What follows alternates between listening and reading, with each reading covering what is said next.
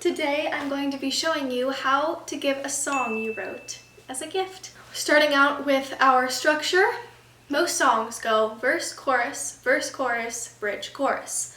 Chorus can use the same one every single time. Once you've written a chorus, half the song is literally done. Before I get into the lyrical content, I'm going to give you a chord progression to use that matches the timbre of each of these parts. On this side of me, you can see charts on how to play this on piano, guitar, and ukulele.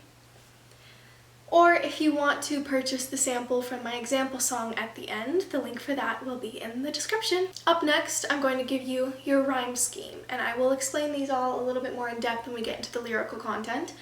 But for example, verse A, B, A, B, A would be lines that end in things like to, you, blue, and B could be lines that end in something like we, see, she. You'll see this a little bit more in my example song at the end, Parakeet. For lyrical content, line 1 is our opening line. We are setting the scene, and verses are where we really get into the meat of the song. The chorus is the overarching idea. Verse is where we get into the specifics. So you're going to start, line 1 is going to be about a color. It can be about this person's favorite color, it can be about a color that they wear a lot, a color you associate them with, or if you want to get real basic, their eye color. Line number 2, I want you to think of a location. Maybe it's the location you met them, maybe it's a place where you spend a lot of time together, like a park, or a bedroom, or a school, a classroom even. Line number 3, this can lead into a hyper-specific memory with the person. This could be your friend threw a pencil across the classroom and it hit you in the head, and that's something you guys laugh about a lot. Or in my example, someone drops their ice cream and instead of crying about it, they laugh about it, and that made you think of them very positively because they're obviously an optimistic person if they don't let that ruin their day. Last line of the verse, you're going to mention a quirky trait of theirs. This might be an obnoxious laugh, like I have. My friends call it the honk. Could be the way that they make pasta or the way they do their dishes. Maybe it's kind of weird. Maybe they make their pasta in a microwave, which isn't quirky, that's actually psychotic. Alright, chorus is going to be an extended metaphor. You're comparing this person to something. It could be a bird if they're a free spirit. It could be a type of flower if they're sort of delicate and sensitive and emotional.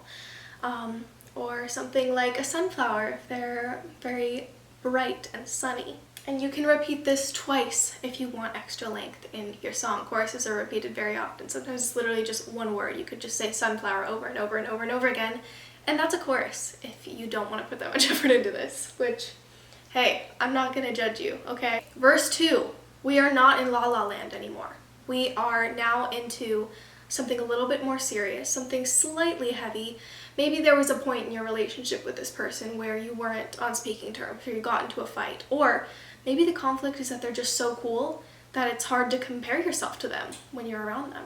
Or if there's literally no conflict in the relationship whatsoever and you guys are perfectly healthy, you could say, mention a time where you were feeling down and you thought of them or some piece of advice they gave you and it helped you. In this verse, I also want you to call back the location.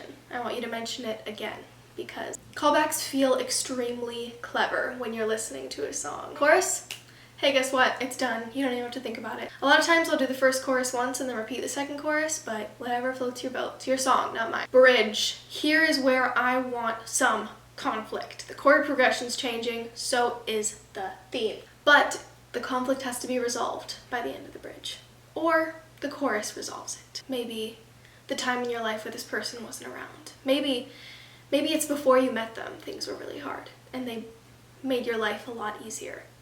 And you talk about how hard it was before you met them.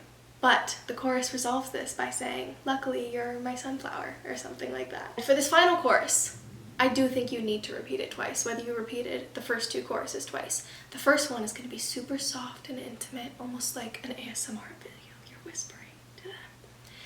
And as the chorus goes on, you're going to start building and building and building louder and louder and louder, and the second time you sing the chorus, you're going to be belting it. It's going to be loud and triumphant and a good conclusion to the song. So now I'm going to show you my example song that I wrote, Parakeet. And you're allowed to take as much inspiration from this as you would like, but I've copywritten my other songs, so not those. I remember the jade in her eyes. Millennium Park has the prettiest skies. She dropped a rocky road and laughed like a battle cry.